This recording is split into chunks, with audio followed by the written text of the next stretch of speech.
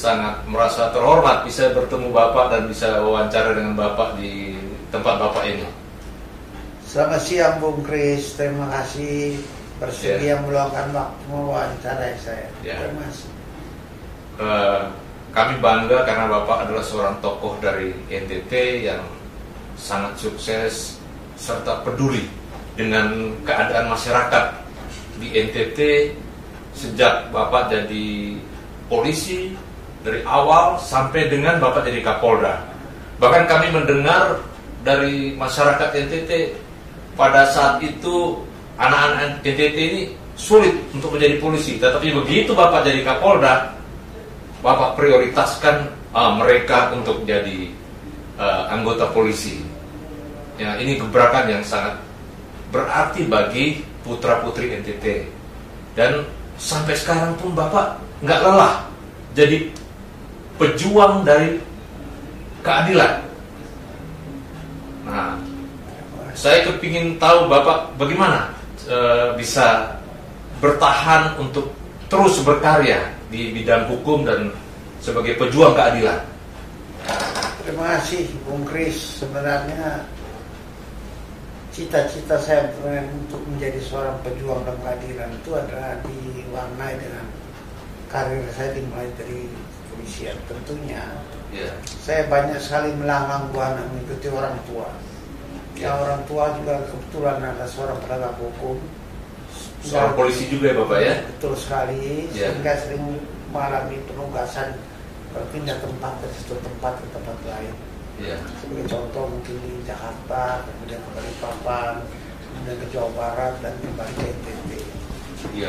Mungkin gambaran tugas dari orang tua itu mengilhami saya juga menjadi penegak hukum. Itu kira-kira itu yang perlu saya sampaikan dulu, itu dasarnya semua itu. Dan tentunya ini memakan waktu yang cukup lama bagi saya, sehingga akhirnya berkarir seperti sekarang.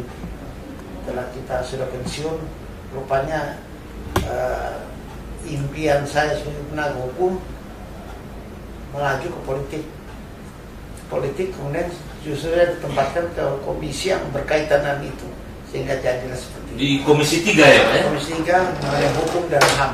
Luar biasa. Jadi saya sering lihat Bapak itu di TV kalau ada masalah-masalah seperti misalnya kasus Verdi Sambo, apartemen Cempaka Mas, dan juga masalah pembinaan karir di kepolisian. Bapak memberikan pembaharuan kepada kepolisian dengan menyarankan kepada Kapolri bahwa jangan hanya orang-orang yang di dekat dengan Mabes yang dipromosikan, tetapi orang-orang yang di hutan sana, yang bertugas di hutan, di pedalaman, anggota polisi, itu juga harus berkeadilan, dipromosikan. Nah, itu yang kita bangga Pak, sehingga polisi itu menjadi polisi yang betul-betul dicintai rakyat, karena mereka merasakan tugas bersama rakyat, menderita bersama rakyat di pedalaman, di hutan-hutan. Nah, mereka dipromosikan, akhirnya terjadi sirkulasi yang berkeadilan. Jadi bukan hanya orang yang dekat Mabes yang dipromosikan. Saya melihat pendapat Bapak di situ dengan waktu dengar pendapat dengan Bapak Kapolri, dan kita bangga sekali Pak, sebagai rakyat Indonesia kita sangat bangga Pak. Dan bagaimana trik Bapak, cita-cita Bapak ke depan sebagai penerus daripada pejuang keadilan ini Pak? Jadi begini sebenarnya, mungkin kita banyak sekali bekerja naik turun di penegakan hukum, terutama karena saya bekas polisi di kepolisian. Naik turunnya hukum ini sangat berpengaruh pada kinerja kemudian. Setelah kita melewati beberapa waktu dan saya sudah pensiun, saya melihat kalau kita tidak hati-hati, polisi ini bisa tidak efektif nanti. Dan yang perlu dipelihara adalah soliditas. Itu yang saya omong waktu itu. Soliditas ini perlu kita pelihara sebaik-baiknya. Di antara memelihara sebaik-baiknya soliditas ialah menciptakan suatu rasa keadilan rasa memiliki kepolisian secara bersama-sama. Sehingga saya menyinggung mengenai pendidikan waktu itu. Contohnya mereka yang dibina karirnya itu jangan yang berada di pusat saja. Tentu yang berada di hutan, yang bertugas itu perlu dilihat juga. Karena apa? Kalau polisi tidak solid, dia tidak kompak, menjadi apa satuan? Bisa dipecah belah oleh orang. Karena yang dikerjakan itu adalah penegakan hukum. Orang yang melihat kata keadilan, dari situ dia lihat. Kalau dalam diri sendiri aja dia tidak kompak, bagaimana membina keadilan di luar? Itu mustahil. Ya, di antaranya kekompakan itu dipiara ialah dengan kita secara bersama-sama membina, merasa memiliki bersama kepolisian itu. Di antaranya adalah kita mesti memperhatikan juga orang yang bekerja tidak perlu di pusat selalu yang berada dekat pada mata air.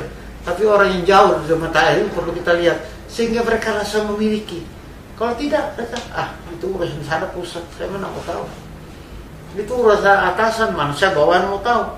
Ya, kalau dia rasa memiliki, itu perintah atasan kita laksanakan dengan baik. Kira-kira begitu. Bagus sekali Bapak. Jadi itu yang saya dengar dari saudara-saudara kita di kepolisian, sangat membantu. Bahkan Bapak Kapolri mendengar hal itu. Ini suatu gebrakan dari Pak Kapolri dan Bapak sehingga membantu keadilan pembinaan karir di kepolisian. Nah, sekarang Bapak ini kan di politik. Nah, bagaimana Bapak menyikapi masalah perundang-undangan, misalnya seperti penegakan hukum di bidang IT dan khususnya undang-undang ITE. Kan banyak yang terjerat hukum masalah undang-undang ITE ini. Walaupun hanya ngomong sedikit, tapi bisa berdampak di masuk tahanan atau masuk penjara atau kena masalah hukum. Inilah yang perlu kita sekarang mesti mencermati. Kemajuan teknologi sudah sampai pada teknologi seperti ini yang kita alami sekarang. Sesuatu yang pernah tidak kita pikirkan dulu sudah terjadi sekarang. Kalau dulu orang mencuri uang, dia mesti bongkar rumah uang dan sebagainya. Sekarang orang mencuri uang cukup dengan elektronik, dengan alat-alat elektronik medsos yang ada sekarang bisa terjadi. Uang yang 1 triliun itu pindah ke dana orang lain. Teknologi sudah maju. Nah, itu kita mesti pikirkan sebagai seorang polisi bahwa undang-undang yang menyikapi sikap tindak ini perlu sekarang dibenahi dengan adanya undang-undang ITE yang membatasi. Hanya mungkin ITE jangan sampai satu undang-undang justru menjadi keranjang sampah. Semuanya bisa diartikan seperti kesalahan. Seperti dulu undang-undang subversi lah. Orang salah umum, subversi kamu, masuk kamu. Nah, kita jangan sampai undang-undang itu diartikan seperti itu. Makanya kalau ada terjadi perubahan dalam undang-undang ITE yang dikehendaki masyarakat, mungkin perlu masuk lagi ke DPR. Karena bagaimana kalau undang-undang bisa diciptakan oleh DPR dan pemerintah? Nah, silakan kita bahas mana yang kurang, mana yang bisa pas, mana yang tidak. Kalau tidak, semuanya orang bisa kena masuk. Kita memuat suatu berita saja bisa kena itu kalau salah-salah. Dan itu sampai sekarang undang-undangnya cukup ketat itu. Kalau kita tidak sikapi bagaimana supaya fleksibel dan bisa mengikuti perkembangan zaman, kita mesti ikuti. Tapi kemajuan zaman sekarang saat ini adalah kemajuan yang luar biasa, yang jauh berbeda dengan zaman sebelumnya. Terima kasih Pak. Kami juga melihat pengalaman Bapak yang luar biasa, yang dari bawah itu selalu dipasukan Pak. Mulai waktu bertugas di Timur Timur, lalu pindah ke hampir seluruh Indonesia, saya lihat itu. Bapak bertugas dengan baik dan menoreh prestasi, bahkan sampai ke luar negeri. Bagaimana Bapak menyikapi hal ini biar bisa ditularkan kepada junior Bapak, supaya mereka tetap fokus di dalam tugas mereka sebagai anggota Polri atau TNI. Waktu itu kan masih ABRI ya Pak ya? Betul. Nah, Bapak sampai ke luar negeri, itu suatu prestasi yang sangat bagus. Dan kami melihat itu suatu kebaikan untuk menciptakan keadilan juga di luar negeri. Kalau nggak salah di pasukan perdamaian ya Pak ya? Betul. Ya. Jadi begini, soal penugasan itu sebenarnya itu tugas negara. Negara beri tugas pada kita, karena kita namanya juga abdi negara. Ya, dikasih tugas kita laksanakan. Nah, ketika kita bertugas ini, kita mau melaksanakan tugas dengan baik atau tidak? Mau kita melaksanakan tugas ini, jangan sampai pimpinan mencap kita misalnya, ini orang kalau diberi tugas selalu misalnya ele-elean misalnya, tidak dengan baik dilaksanakan. Tentu ini akan berakibat juga pada kepercayaan diberikan pada kita pun akan berkurang. Jadi seyogianya tugas yang diberikan itu, baik itu tugas dalam negeri maupun tugas luar negeri, tugas apa di operasi militer, apa operasi kepolisian, kita harus laksanakan dengan sepenuh hati untuk dilaksanakan. Sehingga ada kesan daripada pimpinan dan rakyat bahwa percaya kalau ini orang bertugas baik, sehingga sering digunakan. Sebenarnya simpel saja, kita apa yang diperintah kita laksanakan dengan baik. Ya, dan gampang sesuai protap aja ya Pak. Iya, kita ikuti. Ya. Yang menilai kan pimpinan. Iya. Yang menilai rakyat. Iya. Ini bagus kalau bapak datang dia misalnya merampas hak rakyat, kan rakyat kan menilai. Dia tidak mungkin dia takut atau itu, kan dia kan rekam jejak itu kan ada. Satu kelak kan dia ngomong tuh bapak itu di sana, dia bikin susah kita, kira-kira gitu. Dan itu kan sampai juga pada siapa-siapa juga pimpinan atau apa dan sebagainya. Jangan menilai kalau ada tugas itu ya, jangan diberi tugas seorang ini pada bidang tugas seperti ini, sehingga otomatis dan tidak diberikan artinya kepercayaan tidak ada, artinya berikutnya akan tidak pernah diberikan lagi pada kita. Kira-kira begitu. Nah, pengalaman Bapak yang menarik selama Bapak menjadi anggota Polri sejak dari dulu letnan ya Pak ya, belum Aibtu ya, belum inspektur. Belum inspektur ya. Dulu kan masih ABRI ya. Ya. Sampai dengan jabatan kolonel kalau nggak salah ya. Kolonel itu sehingga Bapak bisa jadi Wakapolda, jadi Kapolda. Pengalaman yang menarik apa Pak yang membekas dalam kehidupan Bapak? Kalau yang membekas itu kan saya ini polisi. Tentu ada membekas, misalnya saya diberikan tugas-tugas ke daerah-daerah yang rawan misalnya daerah-daerah di mana berlangsung operasi militer. Polisi, kenapa keikutsertaan polisi selalu ada di situ? Mungkin militer depan lah, atau kita di belakang, atau kita berdampingan. Karena pada negara pada saat-saat ini seperti ini, bukan pure mesin militer menyelesaikan. Ada satu masalah tertentu, masalah yang mesti hukum diselesaikan, maka kita akan dikedepankan. Kira-kira begitu. Sinergi ya Pak? Jadi sinergi. Ya. Ya. Dalam perang modern seperti kita lihat saya kemarin, waktu terjadi Israel dengan Palestina. Dengan Hamas ya? Ya, kita bisa lihat. Militer Israel hanya berhenti sampai dia mau masuk. Tapi waktu begitu masuk ke daerah itu, kan polisi penegakan hukum, polisi yang masuk ke dalam itu gambaran tugas sekarang tidak main-main, tidak gampang kita masuk ke daerah orang yang kita akan berdiri terus untuk menindak, diberi kesempatan dulu. Kalau polisi sudah menyerah nama pun ya apa boleh buat, tidak dibawa nama bisa militer ambil alih. Nah polisi selalu diikutkan.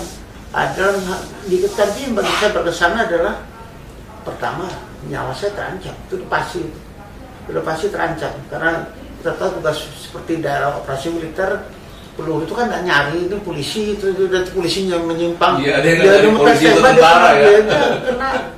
Tapi dari tugas-tugas itu banyak menyerang bahaya, tapi Tuhan masih melindungi kita masih bisa berjalan sekarang. Nah tentu ini sangat berkesan. Bagi saya berkesannya karena apa? Ini suatu pijakan bagi saya dalam bertugas.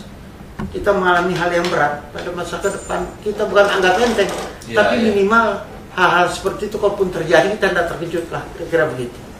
Maka saya laksanakan tugasnya dengan baik, kira-kira. Waktu Bapak ditugas ke luar negeri itu dalam rangka penegakan hukum juga ya Pak ya? Ya, penegakan hukum, tapi itu kan dalam Undang-Undang Dasar 45 kita ikut menciptakan perdamaian di dunia. Itu teramanat Undang-Undang Dasar mengatakan demikian, bahwa kita ikut menciptakan perdamaian dunia kita. Itu amanat Undang-Undang Dasar. Jadi di antara bentuk tugasnya macam-macam. Ada dia bisa militer observasi misalnya, yang dari militer kemampuan untuk menciptakan suatu perdamaian dengan sudut pandang militer. Misalnya dia menjadi penengah dalam suatu pertikaian. Ada penegakan hukum, yaitu polisi dilibatkan ikut dalam penegakan hukum. Nah, ini kira-kira macam-macam tugas kita dalam penciptaan perdamaian. Tentu dalam bidang politik ada Menteri Luar Negeri dan sebagainya, kita ikut. Nah, kontribusi Indonesia dalam tugas-tugas perdamaian itu adalah wujud daripada kehendak Undang-Undang Dasar 45. Luar biasa, Pak. Itu di daerah mana ya, Pak, waktu itu ya? Saya pertama kali di Namibia, Afrika Barat Daya. Afrika Barat Daya. Kemudian di Kamboja dan di Bosnia Herzegovina. Luar biasa, sangat berkesan ya, Pak ya? Sangat berkesan karena banyak bertemu dengan polisi internasional dan juga militer ya. Ya, militer, dan kita bergaul dengan baik, bisa menempatkan diri sehingga nama Indonesia diperhitungkan kira-kira begitu. Iya. Dan menambah wawasan. Betul. Sehingga Bapak pada saat menjadi Wakapolda sudah luar biasa, mempunyai wawasan yang sangat luas. Betul, ketika saya jadi Kapolda NTT kan baru terjadi jajak pendapat. Iya, iya. Dan Indonesia kalah waktu itu. Waktu Indonesia kalah. Kita mesti meninggalkan Timur dan diikuti dengan barisan milisi yang dulu kita bina. Waktu kita berada di sana, dan juga keluar dari Indonesia karena mereka ada beberapa yang cita menjadi warga negara Indonesia, tapi sebagian juga pulang akhirnya. Nah, proses-proses itu adalah proses-proses yang memerlukan kemampuan untuk kita berdialog, berdiskusi dan sebagainya, yang kita sudah alami sebelumnya di luar negeri. Itu yang menjadi bekal. Ya, menjadi bekal. Suatu keberuntungan bagi saya karena waktu itu saya sempat mengalami hal seperti ini yang terjadi di Indonesia. Belum tentu orang sekarang tidak ada lagi. Dan kalau waktu itu kejadian kebetulan saya mengalami dan pernah mengalami di luar negeri. Kita mengalami, Indonesia mengalami suatu masalah di mana Timur lepas, kan yang mendampingi Timur begitu habis lepas ada PBB kan. Nah, dia dari Indonesia artinya dia berdialog dengan Indonesia, bertemu dengan kita perwira yang bekas dari Perintah sama saja dia enak dialog. Bisa saling bertukar informasi, berdialog. Dan kita tahu kan itu tabiat atau SOP yang berlaku di PBB itu gimana, kita tahu. Kita karena mengalami juga. Sekarang mereka dari pihak negara lain yang datang sebagai PBB yang datang untuk mengurusi Timur. Otomatis kita juga bisa berdialog karena kenyataannya seperti polisi yang dikirim ke sana, ke Timur Leste itu dari beberapa negara. Di antaranya mereka pernah bertemu dengan kita di Namibia dulu. Di Namibia, apakah di Kamboja ataupun di Herzegovina pernah bertemu dengan kita. Jadi kita tahu, kita nggak berdialog lebih enak. Ya, berdasarkan pengalaman itu Bapak sangat luar biasa, sehingga pada saat Bapak memimpin, Bapak selalu mendengar aspirasi daripada rakyat. Betul sekali. Sehingga pada saat anak-anak NTT pada saat itu kesulitan, masuk polisi harus bayar, masuk polisi sulit sekali. Begitu Bapak menjadi Kapolda, Bapak terapkan asas keadilan untuk seluruh rakyat di NTT. Jadi begini sebenarnya pemikiran saya untuk putra-putri NTT ini, banyak masuk polisi ataupun dia mereka jadi abri dan seperti itu. Itu lebihnya didasarkan pada kenyataan bahwa polisi itu memerlukan putra daerah menjadi polisi. Karena bisa membayangkan kalau di NTT itu tidak ada putra daerah, pendatang semua misalnya jadi polisi di situ daerah, mereka berapa tahun tuh bisa kerja di NTT dan tidak mengenal budaya. Kalau mereka kawin semua orang NTT, oke lah bisa lama. Kalau tidak, mereka begitu kerja baru 2-3 tahun minta pindah. Terus siapa yang mau kerja? Kita perlu polisi-polisi daerah, putra daerah yang bisa sudah kerja dan dia mau pensiun di situ juga. Sudah mengenal budaya itu minimal. Kelompok-kelompok pelaksana, artinya Tamtama, Bintara, pun perwira sekalipun yang bisa bertahan lama di situ berdasarkan karena dia putra daerah. Ya, Bukan saya berpikir primordial, tapi kita harus berpikir secara nasional. Bagaimana? Nggak gampang. Saya gimana pun saya kan pernah jadi pimpinan. Iya. Tiap hari di media saya ada permohonan pindah kok ada. Pindah ke Bali, misalnya dari Bali dia ingin pulang ke Bali, kan dia sudah di NTT 10 tahun dia ingin pulang. Nah ini orang-orang itu kalau nggak ada gantinya siapa? Iya. Apa bisa kosong lama-lama di polisi di NTT kan kasihan. Iya. Yang kedua, polisi itu kan milik bersama. Iya. Milik bersama artinya miliknya orang Bali, miliknya orang Jawa, miliknya orang Makassar dan sebagainya. Dan kita mesti ingat itu juga milik orang NTT. Ya. Jadi pantaslah kalau putra NTT masuk jadi itu. Itu keadilan tadi. Iya. Dan itu yang memecahkan persoalan pengangguran. Iya. Karena bisa anak-anak itu tampung bekerja dan akan membantu atau pekerjaan kepolisian sebagai polisi sekaligus juga membantu pada masyarakat karena mereka juga dekat dengan masyarakat. Kira-kira. Dan saya lihat juga bahwa bukan hanya masyarakat asli NTT, tapi mereka yang dari Jawa, yang sudah menetap berpuluh-puluh tahun, bahkan dari Bali, dari Lombok, itu Bapak akomodir semua. Tidak hanya satu suku, tapi semua suku yang mau mengabdi di NTT, bahkan dari berbagai agama. Nah ini sangat bisa dicontoh bagi para pimpinan yang sekarang, sehingga tidak menimbulkan kecemburuan gitu. Ya memang begini, yang pengertian bahwa itu orang NTT menjadi polisi itu, yang kita ansih mengartikan bahwa orang NTT berdarah NTT itu tidak. Orang Jawa, orang Makassar, orang Bali, yang sudah lahir di NTT dia orang NTT. Ya. Orang apa lagi kita mau bilang? Betul dia berdarah Makassar, itu dia orang NTT. Dia orang NTT karena lahir di NTT. Iya. Tidak mengenal agama dan sebagainya. Iya, tidak mengenal agama, pokoknya suku, ras dan agama tidak, semua rata. Dan saya nggak waktu itu berpatokan minimal punya KTP NTT. Iya. Ya, kan tak mudah dapat KTP kan. Iya. Dari situ bisa dilihat. Sehingga yang masuk juga macam-macam. Ada yang mereka orang tuanya dari Bali, tapi dia sudah tinggal di NTT, lahirnya di NTT, dia istilahnya dia orang Bali tapi tinggal di NTT. Namanya saja nama orang Bali, tapi dia udah orang NTT. Sudah orang NTT asli. Sudah. Ya, karena dia lahir di NTT.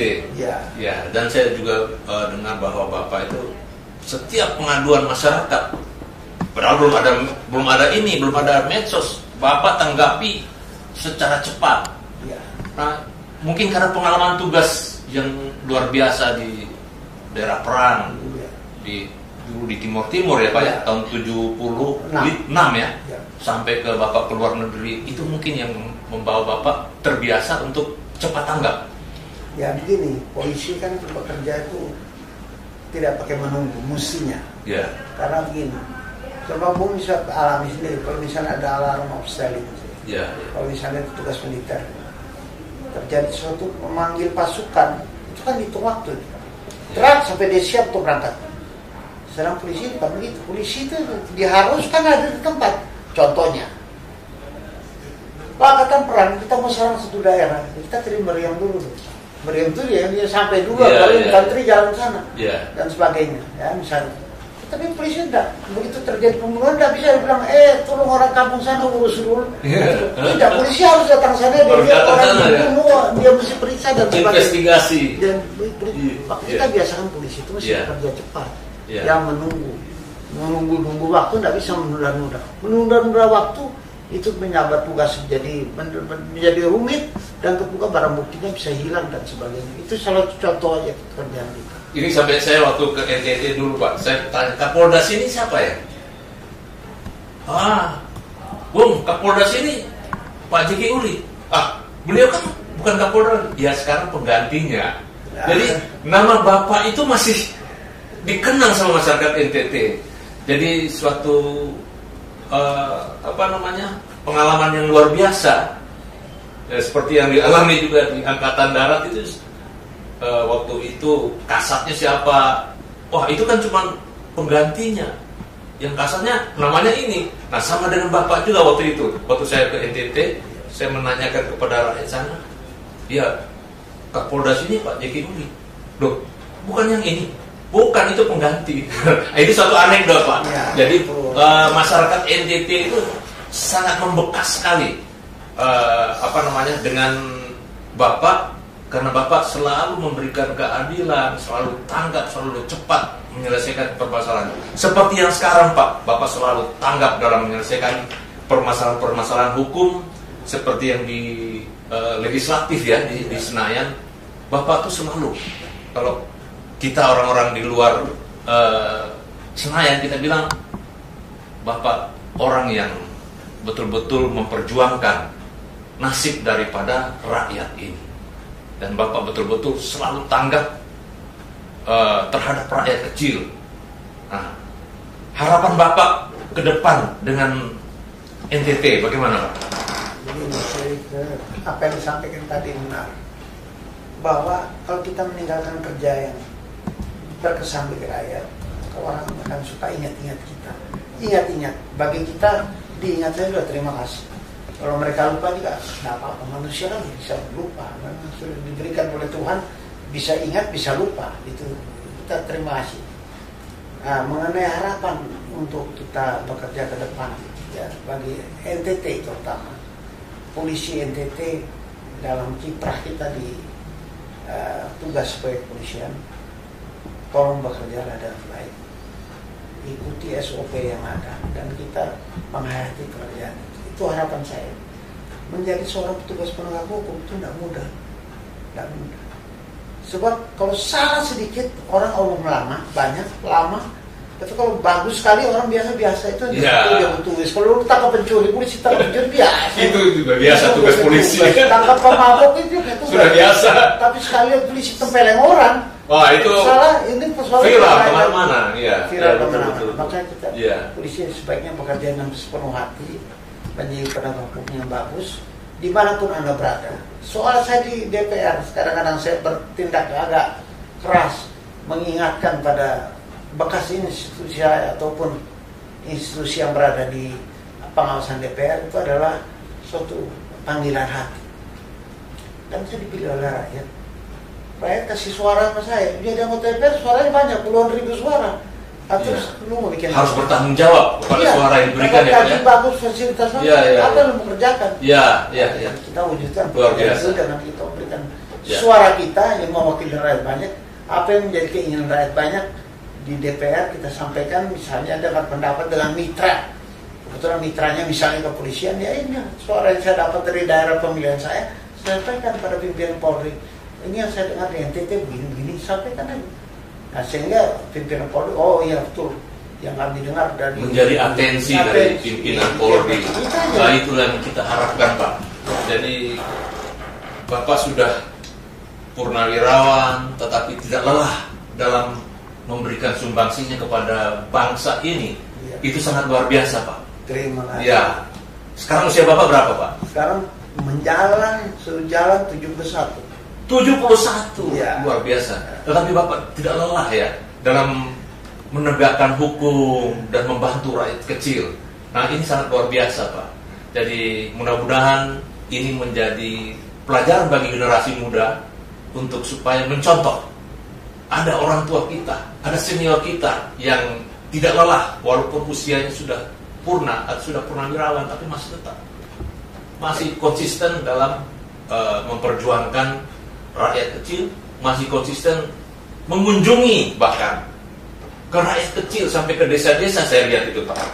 Nah, memang oleh negara kita disiapkan fasilitas biaya selaku anggota DPR yang saya harus laksanakan sampai di daerah. Karena begini, kita dipilih oleh rakyat. Nah, sekarang rakyat melihat tanggung jawab sampai di mana. Iya. Kita mesti datang ke rakyat, beta kerja ini kita bisa sampai di rakyat. Ya. Kita bisa beta via handphone, bilang enggak. Lapor langsung ke rakyat. Bos kita ke rakyat. Ini kita kerjakan. Iya, loyalitasnya ke rakyat itu sangat luar biasa. Pak. Tidak semua orang bisa gitu. Siapa kita jangan kita omong mengemis pada rakyat pada saat mau pemilu. Ya. Nah, sudah itu rakyat nanti juga bisa bersikap tidak ambil pusing juga sama kita. Kita mesti terima hal itu. Kita harus tunjukkan pada rakyat dia bos, ya kita harus datang saya sering ke tempat ke rakyat, bertemu dengan rakyat, adalah mempertanggungjawabkan apa yang lu pilih saya, ya saya sebagai orangnya. Bapak sebagai pelayan rakyat. Betul. Hebat ya. Kita mesti tempatkan seperti kadang itu. Banyak orang yang hanya mau suara rakyat, tetapi tidak mau menjadi pelayan rakyat. Tetapi Bapak luar biasa. Ya. Bapak datang sampai ke desa-desa menjelaskan program Bapak. Ini sangat luar biasa. Nah, harapan Bapak di tahun politik 2023 sampai 2024 nanti, Pak, bagaimana? Jadi begini, kan periode pemilu itu kan 2024. Ya.